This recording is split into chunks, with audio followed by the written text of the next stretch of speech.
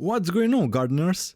I looked everywhere, and despite knowing that you can easily do crop rotation with square foot gardening, I didn't find any square foot garden layout examples that not only will show plant spacing and take companion plants into consideration, but will also consider what nutrients each plant need.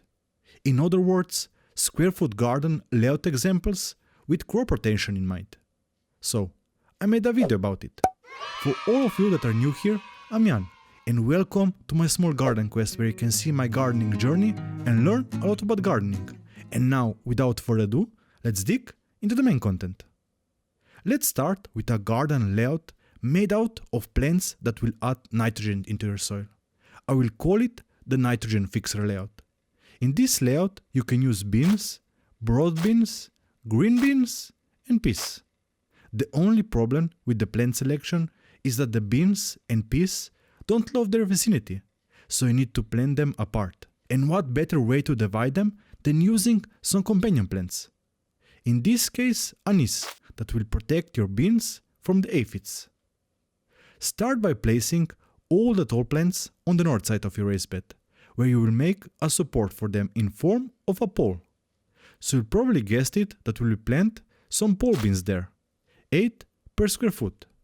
By planting them on the north side, they won't shade the rest of your raised bed.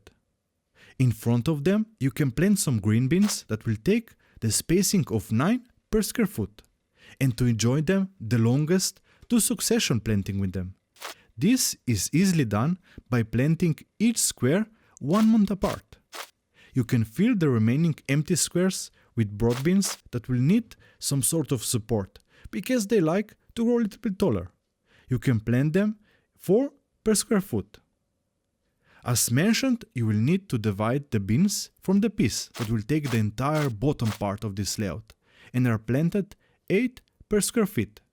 To divide them, plant some like buttons and anise that not only can repel aphids but will also attract pollinators with its flowers, increasing your yields.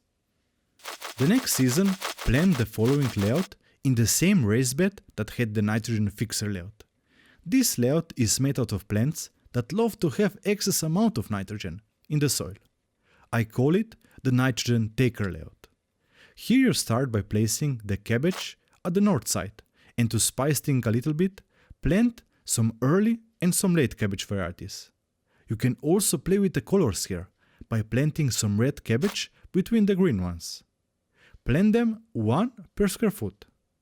In the next line, place some spinach that is a companion plant for your cabbage and plant it 9 per square foot. As with the green beans, you can also do succession sowing here to have a prolonged harvest. The only problem with spinach is that it's a cold-loving plant, so it won't thrive in the hot summer. To fix that, plant a companion plant for your cabbage, borage.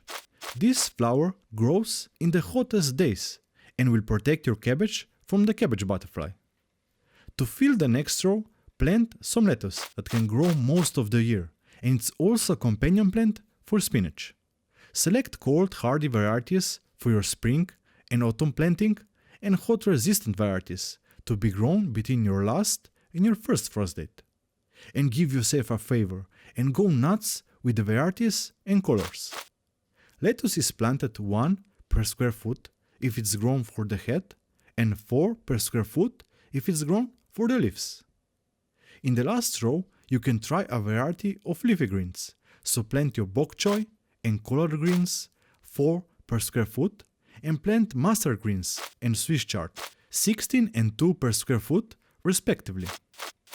Now that you've depleted the excess nitrogen, it's time to plant your next layout for the following season, the square root layout. As the name suggests, you will plant only root vegetables in this layout. Start with the top row with a root vegetable that has many varieties that you can play with. Plant carrots. They are sown 16 per square foot. In the next row, start with a companion plant for your carrots, radishes that are also sown 16 per square foot. Next to the radishes, you can plant a companion plant for them and for the carrots, so wonderful fit. Go with celery, planted 4 per square foot. You can fill the remaining 2 square feet with fennel planted 1 per square foot and turnip planted 9 per square foot. Continue this layout in the bottom right corner by planting some potatoes that don't go well together with carrots. In the opposite corner, plant some beets, 9 per square foot, that don't love to be planted near the potatoes nor the carrots, but are companion plant for radishes and celery, so it's a good spot for them. Fill the last 2 spots with kohlrabi and parsnip, planted 9 and 4 per square foot respectively. The last square foot garden layout design in the circle of crop rotation is a layout made out of vegetables that needs a lot of phosphorus because they all need to produce a lot of flowers. I call it the flower layout. Here you can start on the north side with 3 tomato plants, a Roma, a breakfast and a cherry variety. Go with indeterminate varieties and build them a trellis that will be used also with the next plant that you will plant. Melons. Plant tomatoes and melons 1 per square foot and prune them so they don't overgrow the trellis. You will fill the following row with plants that are all companion plants for tomatoes. Start with a square of red and a square of white onions, planted 9 per square foot. Continue then with some marigolds, planted 4 per square foot, that not only will attract beneficial pollinators for tomatoes and melons, but also will protect them from aphids. In the last spot in this row, you can plant a plant that will also benefit from the beneficial pollinators. Plant peppers, 1 per square foot. You can plant your peppers also in the next row, beside the eggplant that loves the vicinity of peppers, both planted 1 per square foot. Following the same row, plant some garlic in the next spot, 9 per square foot, followed by a single zucchini plant. You will need to vine this plant out of the raised bed if you don't want it to overgrow it. Another plant that needs to be vined out of your raised bed are cucumbers that have a spot in the bottom left corner. They don't like the vicinity of tomatoes, that's why it's best that you plant them apart. The following 3 squares can be filled with broccoli or cauliflower, depending on what you like the most. Plant them 1 per square foot.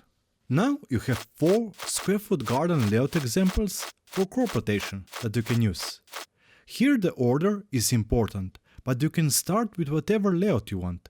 Just make sure to rotate your layouts in order every following year, making a circle. So, do you do crop rotation? Or you will start doing it now that you saw how easy it is? Let me know down in the comments below. Now, if you want to learn more about layout designs and want to try it yourself, click the video that pops on the screen. If you liked the video, don't forget to like it and subscribe so you won't miss any other gardening tips and tricks. Happy gardening!